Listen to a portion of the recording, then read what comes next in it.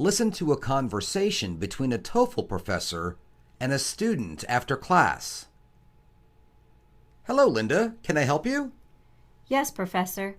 I was wondering about what you said at the end of your lecture about the dangers of prescriptive grammar. Yes. And well, you said that prescriptive grammar, I mean teaching the rules of how grammarians think people should use English, actually impedes learning, right? Yes, that's what I said, Linda. It does impede learning. It impedes language acquisition. Studies have actually shown that. But what bothers me, I guess, is that, well, all I've ever studied is prescriptive grammar then. That's what I've learned, and that's what I use, and that's what I know, I think. When I was in school, when I was growing up in Denver, we learned I before E, we learned to avoid ain't and double negatives and they as a singular pronoun, and between you and I, and so on. And well, just a whole slew of rules that you'd call prescriptive, I'm sure. Yes, I would, many of them. So you're saying that we shouldn't teach any of that? Teach? No, you really shouldn't try to teach those kinds of grammar rules. Because they're not good rules? Well, no, that's not it at all. Now, you've just listed a few rules that actually range very widely between good and bad. It's true that some of your students are going to need to know, to be aware of, many of those rules eventually. When they're writing business reports or college essays, for instance. But if you fill their lessons with rules, if your students are always worrying about being right or wrong, instead of relaxing and just focusing on communicating, then those rules really get in the way of the learning process, of the process of language acquisition. But then, when or how do we discourage double negatives? Get them to say, between you and me? By example, mostly. You need to have confidence in your own English as a model. You're a native speaker, after all. A college-educated native speaker, almost. soon college-educated, I hope? Yes, I'm sure you will be. So have confidence in your own English, the English you use. Your students will hear you. They'll pay attention to how you speak, to what you say. But how does that help them exactly?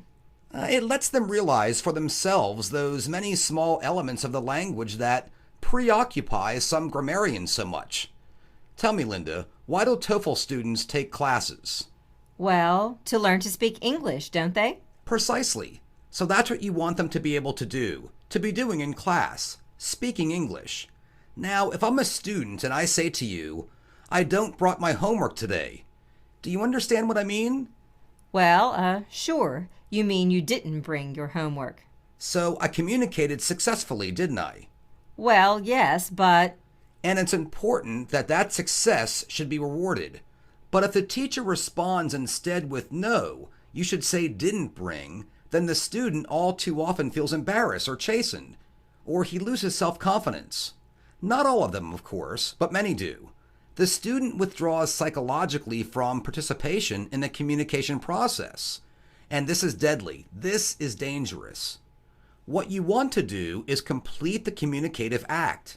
Say something like, oh, that's okay if you didn't bring it today. Just bring it tomorrow. Oh, so... So that way you haven't taught negative past information. You have just presented it in the process of communicating. The student is happy that you understood his English, and he's happy that you're not angry about his forgetting his homework. And he may have noticed how you formed that verb phrase, or if he didn't, he may notice it the next time.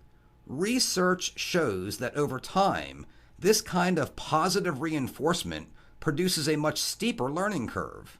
Yeah? And the students, on average, attain fluency much more quickly. Well, I guess that makes sense then. What I'm arguing against, actually, is not prescriptive grammar per se. English does have rules that speakers are judged by.